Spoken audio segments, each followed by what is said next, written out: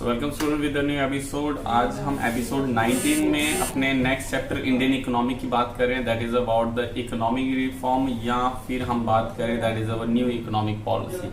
Remind that in दोनों चीजों के मतलब सेम ही रहते हैं। हम जब बात करते हैं न्यू इकोनॉमिक पॉलिसीज यानी न्यू इकोनॉमिक पॉलिसी नहीं है, और न्यू इकोनॉमिक रिफॉर्म मतलब फिर से बनाना, यानी कि रिफॉर्म जो थे कुछ पॉलिसीज जो थी वो पहले बन चुकी थी, उसको न्यूली बिल्टअप किया है। जैसे हमने अपने पूरे इस इंडियन इकोनॉमिक्स में स्टार्टिंग से प्रीवियस एपिसोड से देखे होगा आपने, तो हमने बात की है दैट इज कि आफ्टर 1947 आफ्टर इंडिपेंडेंस यानी कि हमने पॉलिसी सेटअप्स की फर्स्ट 5 ईयर प्लान से, जो कि हमारे शॉर्ट टर्म ऑब्जेक्टिव्स भी मेंशन करते हैं कि हमने 1951 में एग्रीकल्चर की रिगार्डिंग पॉलिसी सेटअप्स की, 1956 में आईपीआर पॉलिसी रही, देन 1966 में एग्रीकल्चर पॉलिसी रही, तो एग्रीकल्चर रिफॉर्म रहे, हमारे इंडस्ट्रियल रिफॉर्म्स रहे। तो वैसे ही हमने अपने पूरे स्लॉट्स बनाया था कि मैंने कहा 1947 टू 1991 तक हम इकोनॉमी को पढ़ेंगे, देन 1991 में क्या ऐसा हुआ जिसको हम चेंजेस कह सकते हैं, देन आफ्टर ऑनवर्ड्स कैसे रही। सो आज हम वही बात करें that is the economic reform since 1991 के बाद, सिंस मतलब आज तक 1991 के बाद कैसा हुआ। देखिए अगर जनरली बात करें तो 1991 में एक ड्रास्टिकली चेंज आई जिसे हमने एलपीजी नाम दिया, दैट इज अबाउट द वो वाला नहीं, LPG cylinder, not that one.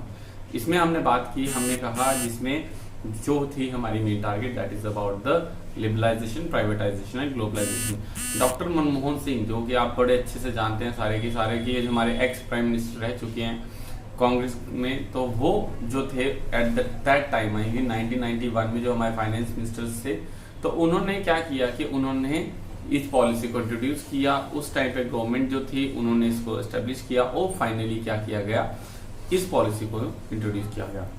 अब इस पॉलिसी में ऐसा क्या खास था उसी के बारे में बात करेंगे, बट इससे पहले आपके दिमाग में एक क्वेश्चन आ चुका होगा, अगर ऑलरेडी पॉलिसीज बन चुकी थी तो क्या जरूरत थी नई पॉलिसीज को बिल्टअप करने की। सो आप सबसे पहले ही जो अपने बुक्स अपने प्लीज ओपन देखी होगी तो आप अपने टॉपिक पे देखें। The very first topic is there need for economic reform. क्या जरूरत है, नीड मीन्स जरूरत क्या थी फॉर इकोनॉमिक रिफॉर्म की। सो अगर हम जरूरत की बात करें तो क्या जरूरत थी। सो पहला टॉपिक आ रहा है that is about the need for economic reform. तो फर्स्ट 5 ईयर प्लान के बाद बहुत सारी पॉलिसीज बनी, फिर भी हमें क्यों जरूरत पड़ी हमारे इकोनॉमिक रिफॉर्म्स की। सबसे पहले बात करेंगे that is about the maintaining the fiscal deficit. देखिए अगर एक पॉलिसी तभी बनाई जाती है जब हमारी कहीं पे जरूरत पड़ जाए, यानी कि कोई पॉलिसी फेल हो जाए तो उसी के बाद ही हम जो है न्यू पॉलिसीज को सेटअप्स करते हैं। तो हम बात करते हैं that is about the very first one is maintaining the fiscal deficit. जब फिस्कल डेफिसिट की बात की जा रही है तो यहाँ पे हम बात कर रहे हैं कि हमारा जो घाटा, फिस्कल माउंटेनिंग मतलब पहाड़ जैसा, पहाड़ मतलब बहुत ज्यादा, फिस्कल डेफिसिट, फिस्कल मतलब गवर्नमेंट और डेफिसिट मतलब घाटा, तो गवर्नमेंट को बहुत ज्यादा घाटा हो रहा था अपनी प्रीवियस पॉलिसीज को लेके। तो जब हम बात करते हैं प्रीवियस पॉलिसीज को लेकर गवर्नमेंट को बहुत ज्यादा घाटा हो रहा था, तो उसके रिगार्डिंग क्या हुआ कि उनको एक जरूरत थी एक नई पॉलिसीज की जिससे वो अपने घाटे को रिकवर कर पाए। और यही चीज बताई जा रही है यहाँ पे, अगर fiscal deficit means the difference between the total expenditure minus the received, यानी कि गवर्नमेंट को कितना पैसा आ रहा था और कितना जा रहा था, इन दोनों का डिफरेंस, यानी कि पैसा हमें आज 100 रुपया आ रहा है और खर्चा 150 रुपया हो रहा है, तो 50 रुपए घाटा हो रहा है। तो यानी जो हमने पॉलिसीज पहले लगाई थी उसको पॉलिसीज को पूरा करने में एग्रीकल्चर, इंडस्ट्रीज, फॉरेन ट्रेड जहां भी कहें उसको करने में 150 रुपए खर्चा हो रहा था, बट जो आउटपुट जो पैसा आ रहा था वो 100 रुपीज आता, तो वैसे 50 रुपए घटा जाता था। तो इसके लिए जरूरी थी कि हमें नई पॉलिसीज को इंट्रोड्यूस करना पड़ेगा। और वही चीज थी कि उस टाइम पे 1981 में हमारी जीडीपी ग्रोथ जो थी वो 5.4% थी, जबकि उसके बाद हमारी जो जीडीपी ग्रोथ हुई वो 8.4, तो यानी कितनी ज्यादा जीडीपी बढ़ी, इसी का फायदा हमें इस पॉलिसी से हुआ। दूसरा जो रीजन था that is about the adverse balance of payment. Adverse balance of payment आप चैप्टर मैक्रो इकोनॉमिक्स में पढ़ चुके हैं। बैलेंस ऑफ पेमेंट क्या होता है, एक कंट्री का दूसरे कंट्री के साथ लेन देन कितना है, वो एडवर्स था। एडवर्स में उल्टा था, यानी हम ज्यादा पैसा दे रहे थे, पैसा कम आ रहा था, यानी हम 100 रुपया अगर हम उनको देते थे तो बदले में हम 200 रुपए का सामान ले रहे थे, यानी अपना सामान जो बिकता था, हमारा सामान जो बिक रहा था, हम लेट इट भी मोबाइल एक्सपोर्ट करते थे तो हमें 100 रुपया मिलता था, पैसा देश में 100 रुपया, बट जो हम उनसे वापस चीजें लेते थे, जब हम चीजें लेते थे उनको 200 रुपया देना पड़ता था, तो 100 रुपये उसमें भी घाटा था। तो हमारी चीज कंट्री में ऐसी चीजें नहीं बन रही थी सॉरी ऐसी चीजें नहीं बन रही थी जिससे क्या कहें हम लोग कि हमारा जो घाटा जो है रिकवर हो। तो बैलेंस ऑफ पेमेंट जो था वो एडवर्स था, और बैलेंस ऑफ पेमेंट एडवर्स होना है आप यही समझ लीजिए, यहाँ पे बताया गया है 1980 तक 1980-81 में हमारा जो घाटा था, जो बैलेंस ऑफ पेमेंट जो था, तो वो नियर अबाउट 2240 करोड़, यानी 100-150 वाली बात नहीं, 2214 करोड़ जो था वो घाटा मिल रहा था। पर जबकि 1990 में ये फायदे में बदल गया 17,376 करोड़, 17,367 करोड़। आपकी बुक में कोई और भी डेटा हो सकता है, so don't be worried about that. तो हम कहते हैं कि ये जो घाटा हमें अराउंड कितने का था, 2000 करोड़ हमें घाटा था। इस पॉलिसी के बाद हमारा क्या हो गया, फायदा हो गया कितना, 17,000 करोड़ का। तो ये पॉलिसीज ने ऐसा काम किया। अगर बात करें next third one is gulf crisis. Gulf crisis यानी कि gulf countries, Saudi Arabia, UAE, आपने नाम सुना होगा। तो ऐसी कंट्रीज में भी ये चीज देखने को मिली कि हमारी ऐसी कंट्रीज में जो वहां पे फ्लक्चुएशंस आती थी, तो उस फ्लक्चुएशन का असर यहाँ था। हम गल्फ कंट्री से एक ही चीज लेते हैं, क्रूड ऑयल। क्रूड ऑयल अगर वहां महंगा होगा तो डेफिनेटली हमारी कंट्री में भी उसका इम्पैक्ट पड़ेगा। और इसी चीज को उन्होंने ठीक करने के लिए क्या किया, एक नई पॉलिसी की जरूरत थी ताकि हम अपने आप को डिपेंड कर पाए। और उनके क्राइसिस की वजह से हमारा बैलेंस ऑफ पेमेंट भी खत्म होता था या खराब होता था। फोर्थ अगर बात करें, that is a foreign exchange reserve जो था, fall in foreign exchange. Fall in मतलब गिरना, फॉरेन एक्सचेंज रिजर्व मतलब, फॉरेन एक्सचेंज रिजर्व आप मैक्रो में पढ़ चुके हैं। फॉरेन एक्सचेंज मतलब एक कंट्री की दूसरी कंट्री के साथ करेंसीज का रेट, यानी $1 पहले हमें 50 का मिल रहा था, अब $1 60 का मिल रहा है, तो महंगा हो गया ना डॉलर। तो डॉलर महंगा होना मतलब कि हमारी वैल्यूज कम हो रही है। साथ ही साथ हम जब एक्सपोर्ट कर रहे हैं और हमारा पैसा वहां ज्यादा जा रहा था, तो डेफिनेटली डॉलर ज्यादा जा रहे हैं, बट डॉलर आ कम रहे। हमने कहा एडवर्स बैलेंस ऑफ पेमेंट। तो जब हमने कहा एडवर्स बैलेंस ऑफ पेमेंट, तो इसमें ये क्लियर होती है कि हमारा फॉरेन रिजर्व जो था वो कम हो रहा था। और कितना कम हो रहा था, अब यहां से देख लें कि इतना सा रह गया था। 1990 तक हमारे पास इतना ही डॉलर बचा था कि हम अपनी कंट्री की जो चीजें की पूर्ति सिर्फ 10 दिन के लिए कर सकते, सिर्फ 10 डेज तक ही हम अपने खर्चों को पूरा कर सकते। इतना पैसा था ही नहीं हमारे पास। तो 1986 के टाइम पे अगर बात करें तो हमारे पास फॉरेन एक्सचेंज रिजर्व था सिर्फ 8,000 रुपए। सो 8,000 करोड़ रुपए जो थे, उतना ही पैसा था। जबकि 1991 के बाद अगर हम बात करें तो यही फॉरेन एक्सचेंज जो था हमारा बढ़ गया। तो इसी तरह से हमें पता चलता है कि जो फॉरेन एक्सचेंज रिजर्व था, जो हमारे डॉलर्स थे वो कम थे, और इसी वजह से जरूरत थी उनको बढ़ाने की और एक पॉलिसी को लाने की।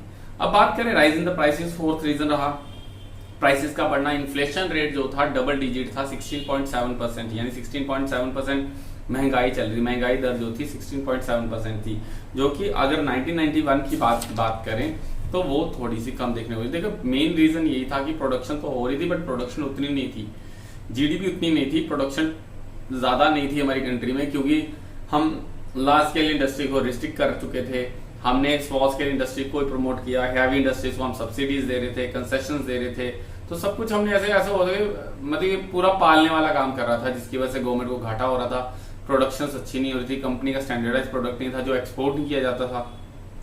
इन सब चीजों की वजह से एक चीज हो गई थी कि हमारा क्या प्रॉब्लम हो गया कि हमारे चीजें जो थी उनका बाहर जाना कम हो गया, एक्सचेंज रेट कम हो गया, बैलेंस ऑफ पेमेंट एडवर्स हो गया, इन्फ्लेशन रेट ज्यादा हो गया। इसीलिए एक जरूरत थी कि भाई कोई नई पॉलिसी लाई जाए जो इन सब चीजों को ठीक करे। और लास्टली था that is about the poor performance of PSU. PSU होता है पब्लिक सेक्टर अंडरटेकिंग, नीचे लिखा हुआ है पब्लिक सेक्टर अंडरटेकिंग मतलब गवर्नमेंट सेक्टर्स। तो 1991 तक से पहले देखा जाएगा तो दूरदर्शन था, मोबाइल नहीं थे, सिंपल लैंडलाइन होते थे, और एक दफा लैंडलाइन खराब होता था, एक दफा एंटीनास की बात करें वो खराब होते तो अच्छे नहीं चलते थे। तो गवर्नमेंट जो सर्विस थी बहुत बेकार थी, पब्लिक सेक्टर अंडरटेकिंग कंपनीज जो थी वो काम नहीं करती थी। आपने रिसेंटली भी आज से 8-10 साल पहले देखा होगा गवर्नमेंट एम्प्लॉयज काम नहीं करते थे, आप कहते थे, मेरी अपनी वर्डिंग नहीं है, ऐसे जनरली लोग कहते हैं कि सरकारी लोग काम नहीं करते हैं। ऐसे क्या समझ लीजिए कि आप जम्मू जाना है और एक प्राइवेट बस खड़ी है और एक सरकारी खड़ी है, तो डेफिनेटली आप सरकारी में जाना प्रेफर नहीं करेंगे। रेट दोनों की सेम है, लेकिन फैसिलिटीज जो है वो लग्जरी वाली वो आपको प्राइवेट में मिलेगी, तो गवर्नमेंट हम प्रेफर नहीं करते, क्योंकि हमें पता है कि गवर्नमेंट सेक्टर जो था वो कैसा काम करता। तो पुअर सेक्टर परफॉर्मेंस थी हमारे पब्लिक सेक्टर की, तो इसकी वजह से भी एक जरूरत थी हमें अपनी पॉलिसीज को चेंज करने की।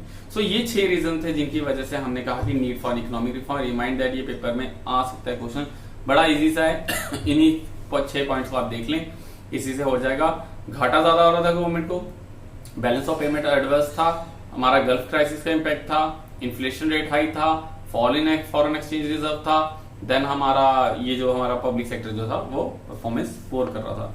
अब क्या चेंजेस लाई, क्या ऐसी पॉलिसी लाई 1991 में की चेंज हो गए, उसमें 3 चीजें थी, लिबरलाइजेशन, प्राइवेटाइजेशन, ग्लोबलाइजेशन। या देखिए एक चीज समझ लीजिए, ये वैसे ही है जैसे अब 10th 11th तक आपके घर वाले हैं, 12th तक शायद आपके रिस्ट्रिक्शंस है, 12th में तो नहीं है, बट 11th तक या 10th तक आप रिस्ट्रिक्शन, यहाँ नहीं जाना, वहां नहीं जाना, बाइक ना ले जाओ, स्कूटी ना लेके जाओ, ये ना करो, वो ना करो।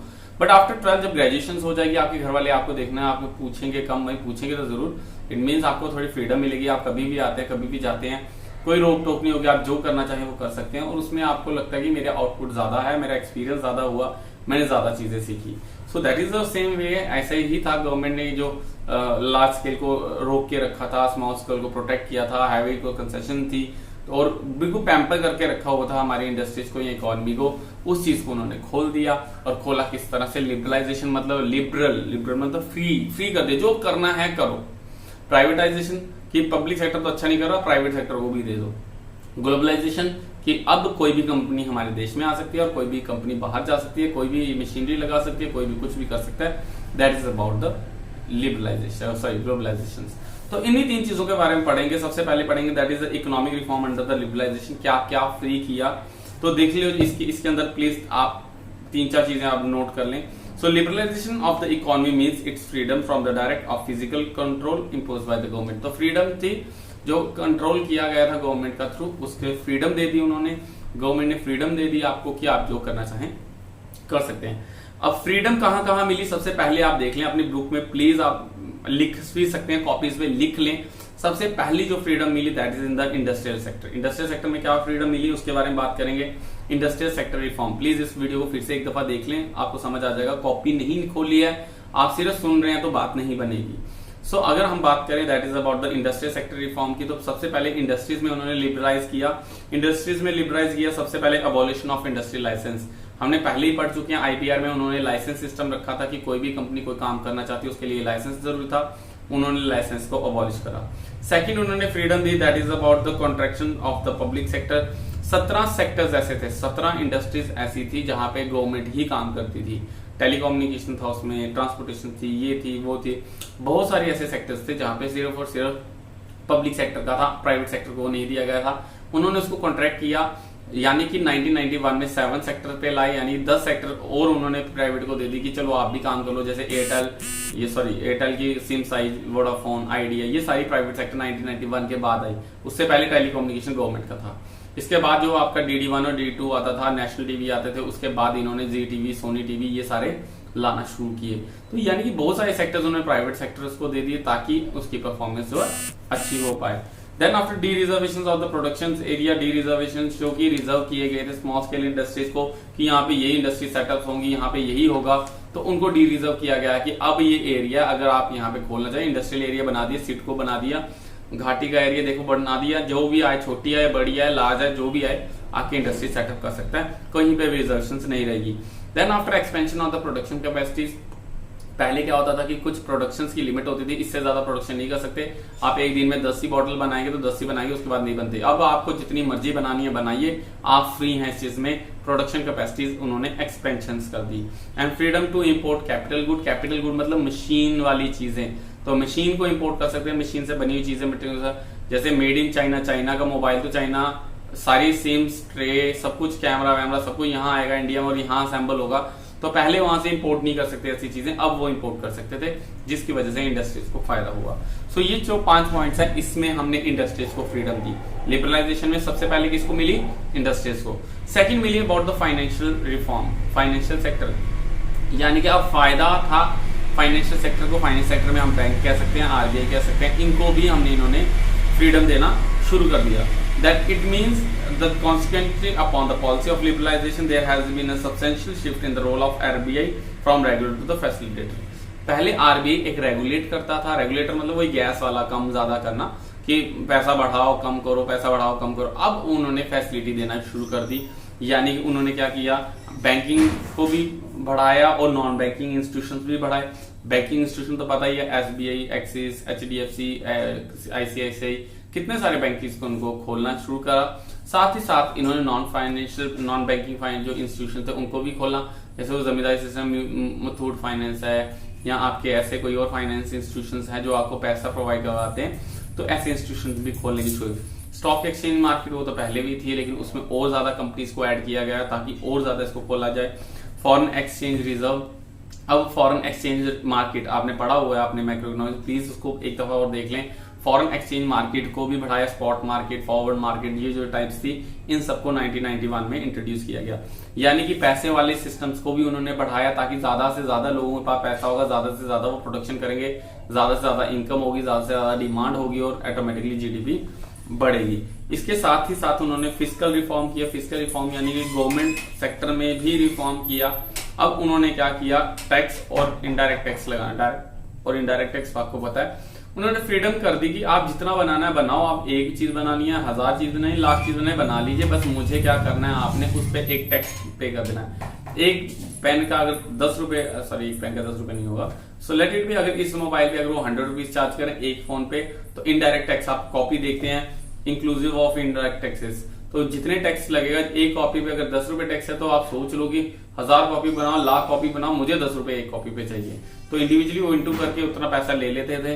अब गवर्नमेंट भी रिफॉर्म था अपने एक्सपेंडिचर्स और इन चीजों के लिए, स्पेशली उन्होंने सबसे ज्यादा इंप्रूव किया टैक्स सिस्टम्स को, क्योंकि गवर्नमेंट घाटे में चल रही थी, तो घाटे को रिकवर करने का एक ही तरीका था, दैट इज ओनली टैक्स। इसके साथ ही साथ एक्सटर्नल रिफॉर्म भी था। एक्सटर्नल रिफॉर्म की अगर बात करें तो बाहर वाले सेक्टर, एक्सटर्नल रिफॉर्म मतलब वर्ल्ड के साथ दूसरा ग्लोबलाइज किया उन्होंने, यानी फॉरेन एक्सचेंज रिफॉर्म और foreign trade policies.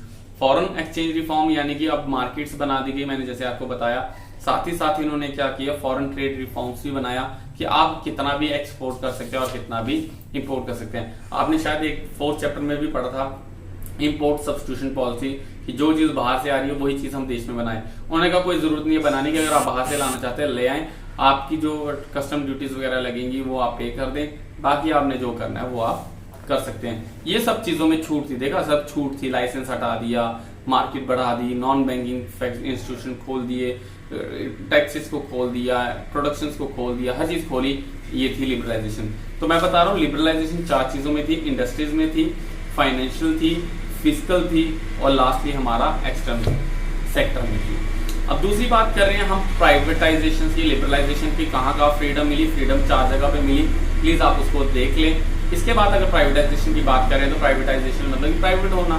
So privatisation is generally the process of involving the private sector in the ownership और operation of the state owned, जो हमारी एंटरप्राइजेस थी। स्टेट ऑन एंटरप्राइजेस मतलब गवर्नमेंट की जो एंटरप्राइजेस थी उसमें उन्होंने प्राइवेट सेक्टर को भी छूट दे दी कि आप आके यहाँ पे प्रोडक्शन कर सकते हैं। और इसी में हमने केस की बात करें, यहाँ पे आपने बॉक्स में देखे नवरत्न, महारत्न और मिनी रत्न, ये आपको दी गई है। आपके इसके शायद फोटोज भी लगे होंगे आपके बुक में, न्यू एडिशंस में फोटोज हैं, पुराने एडिशन में फोटोज नहीं है। तो इन्होंने इसमें आपने ज्यादा कुछ नहीं करना है। प्राइवेटाइजेशन आपको सिंपली पता होना चाहिए कि प्राइवेटाइजेशन एक ऐसा प्रोसेस था जिसमें प्राइवेट सेक्टर को बढ़ावा दिया गया। नवरत्न, महारत्न, मिनी रत्न क्या था? नवरत्न मतलब नो रत्न, नो रत्न मतलब नवरत्न। तो देश में ऐसे बड़ी बड़ी इंडस्ट्रीज जो थी वो 9 थी, उसमें आईयूसी थी, बीपीसीएल थी, ओएनजीसी थी, हमारी सेल थी, गेल थी, भेल थी, देन बीएसएनएल थी, एनटीएचपीसी एंड एचपीसीएल। तो बहुत सारी ऐसी कंपनी के नाम याद कर लीजिएगा, हल्का सा आता नहीं है लेकिन फिर भी पता होना चाहिए। ये 9 कंपनीज ऐसी थी, 9 इंडस्ट्रीज ऐसी थी जो पूरे देश को हर चीज सप्लाई करती है। इसको हैवी इंडस्ट्रीज भी कहा जा सकता था। इसके बाद अगर महारत्न की बात करें तो इन्होंने कहा महारत्न में भी हमारे पास 7 ऐसी इंडस्ट्रीज थी जिनको महारत्न कहा गया, और मिनी रत्न यानी कि छोटी छोटी इंडस्ट्री जो कि मिनी रत्न छोटे इंडस्ट्रीज, और ये काफी ज्यादा थे। तो इनके बारे में भी इन्होंने ये बताया कि 68 ऐसी इंडस्ट्रीज थी जिनको इन्होंने मिनी रत्न की कैटेगरी में रखा था। सो हमें इसमें इतना ही करना है, इंडस्ट्री से नाम याद करने की जरूरत नहीं, आपको इतना पता होना चाहिए ये चीजें था क्या। अब बात करें ग्लोबलाइजेशन की, तो ग्लोबलाइजेशन इजी है, यानी कि वर्ल्ड को, इकोनॉमी को ग्लोबली, ग्लोबल मतलब ग्लोब, सो ग्लोबली मतलब कि इकोनॉमी खोल दी गई, कहीं भी जाओ, कहीं से भी लाओ, कुछ भी करो। जैसे हमने एक्सटर्नल सेक्टर रिफॉर्म का सेम जैसे ग्लोबलाइजेशन की बात करें, ग्लोबलाइजेशन में भी defined as a process associated with increase openness, growing economy, interdependence and deepening economy integrated with the world economy. World economy के साथ अपनी इकोनॉमी को खोलो, मिलो, झूलो, सब कुछ करो ताकि हमारी इकोनॉमी में भी ज्यादा से ज्यादा चीजें आए, ताकि कंपटीशन क्रिएट हो, ताकि बाहर की चीजें जो टेक्नोलॉजी थी वो हम यहाँ पे ऑप्ट कर पाए। अब क्या स्ट्रेटेजीज थी इसके लिए अगर बात करें, policy strategies promoting the globalisation, क्या पॉलिसी इन्होंने ग्लोबलाइज में ऑप्ट की? सबसे पहले थे increase in the equity limit of the foreign investment. Foreign investment में इन्होंने इक्विटी बढ़ा दी। कुछ सेक्टर में ऐसा होता था पहले इन्वेस्टमेंट का ज्यादा चांस नहीं था, अब 51% तक 51 तक इन्वेस्टमेंट की जा सकती थी, यानी कोई बाहर की कंपनी आके हमारी कंपनी 51% शेयर कर सके। और कुछ कुछ सेक्टर्स में तो उन्होंने 100% ही दे दिया, आप पूरा 100%। जैसे कि अगर हच की बात करें, हच कन्वर्ट हुआ था वोडाफोन में, वोडाफोन हच एसर एक कंपनी थी, उसने खरीदी थी और पूरी 100% उन्हीं की थी। तो वोडाफोन जो थी वो इंग्लैंड की कंपनी थी, उन्होंने 100% दावेदारी के साथ यहाँ पे काम किया।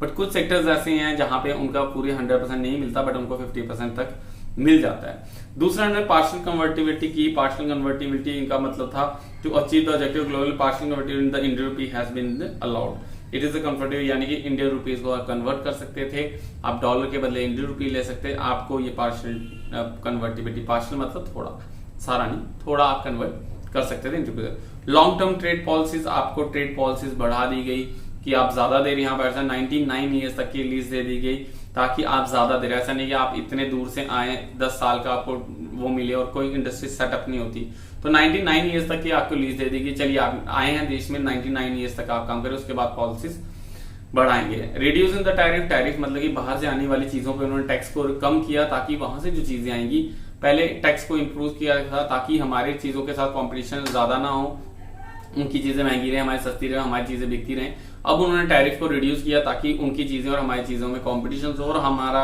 इंडस्ट्रीज भी काम करें। और साथ साथ withdrawal of the quantitative restriction, पहले बाहर से हम कुछ ही चीजें आ सकती थी, लिमिटेड नंबर आते थे, अब वो चीजें नहीं रह गई थी। सो स्टूडेंट्स, अब बात करेंगे हम अबाउट द एलपीजी पॉलिसी के, तो क्या फायदे हुए, मतलब कि अगर हमने एलपीजी पॉलिसीज को इंट्रोड्यूस किया तो फायदे क्या हुए। हमने क्या पढ़ा, दो ही चीजें पढ़ी अभी, एक पढ़ा हमने कि क्यों जरूरत थी नीड फॉर इकोनॉमिक रिफॉर्म की, और इकोनॉमिक रिफॉर्म में लिबरलाइजेशन, प्राइवेट और ग्लोबलाइजेशन क्या थे। सबसे ज्यादा इंपॉर्टेंट इसमें दो ही क्वेश्चन है। सबसे पहले था हमारा नीड, और सेकंड जो अब कर रहे हैं that is about the merits and demerits of LPG policy. तो मेरिट्स और डीमेरिट्स की बात करें, यही क्वेश्चन सबसे ज्यादा आता है, बाकी जो थे वो 3 नंबर में रहेंगे। 6 नंबर की बात करें, इंपॉर्टेंट क्वेश्चन है, याद रखिए मेरिट्स क्या पॉलिसी का फायदा हुआ। सबसे पहला फायदा हुआ अ वाइब्रेंट इकोनॉमी, हमारी इकोनॉमी वाइब्रेंट होगी। मैंने बताया ना, mobile stagnant economy, vibrant economy, growing economy, सारी इकोनॉमीज हमने फर्स्ट चैप्टर में इंट्रोड्यूस किया था, अपने देख लीजिए।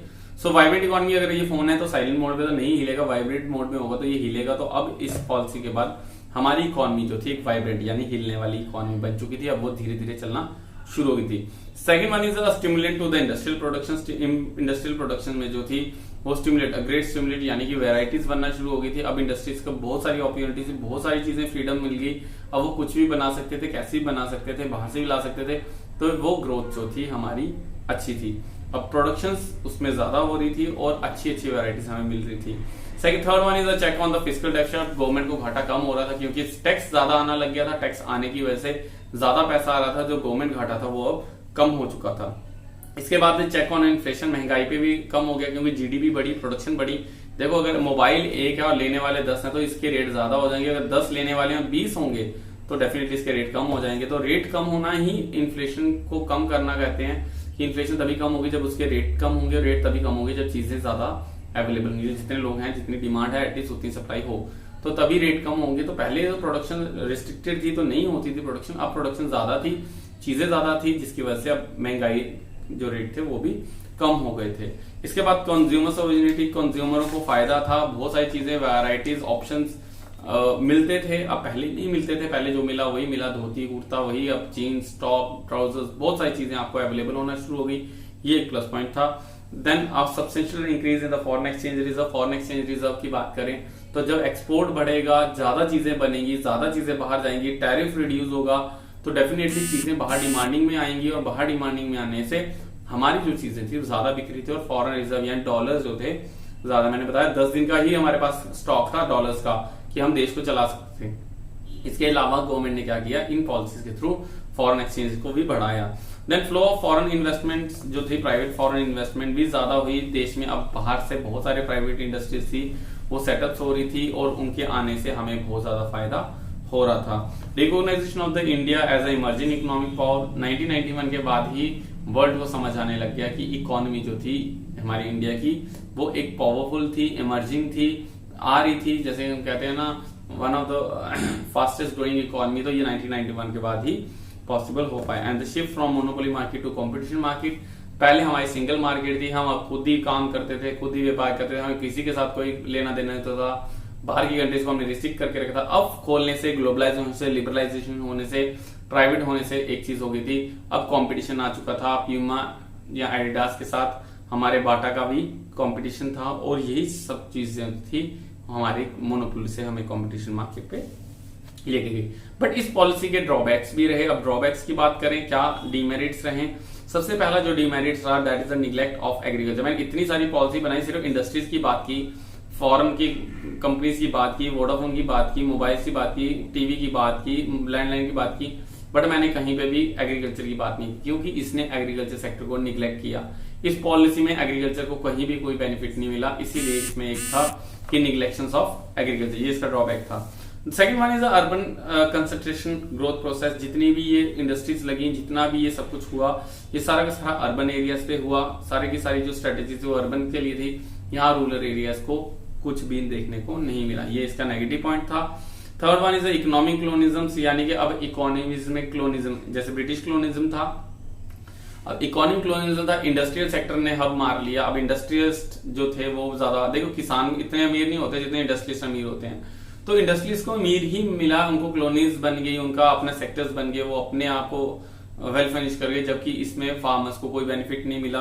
और 200 साल तक जैसे अंग्रेजों ने राज किया, अब जो राज था वो इंडस्ट्रीज का आ चुका था। स्प्रेड ऑफ कंज्यूमरिज्म, यानी कि इतने सारे ग्लोबल ब्रांड आने से हमारी मार्केट में एक चीज थी कि बहुत ज्यादा कंपटीशन हो गया, जिसका लॉस हमारी इंडियन मार्केट की कंपनीज को देखने को मिला, और ये हमारे लिए काफी ज्यादा नुकसान रहता है। बहुत सारी इंडस्ट्रीज जैसे कि HMT की बात करें जो घड़ी थी, एम्बेसडर कार की बात करें, बहुत सारी ऐसी चीजें थी जो बंद हो गई।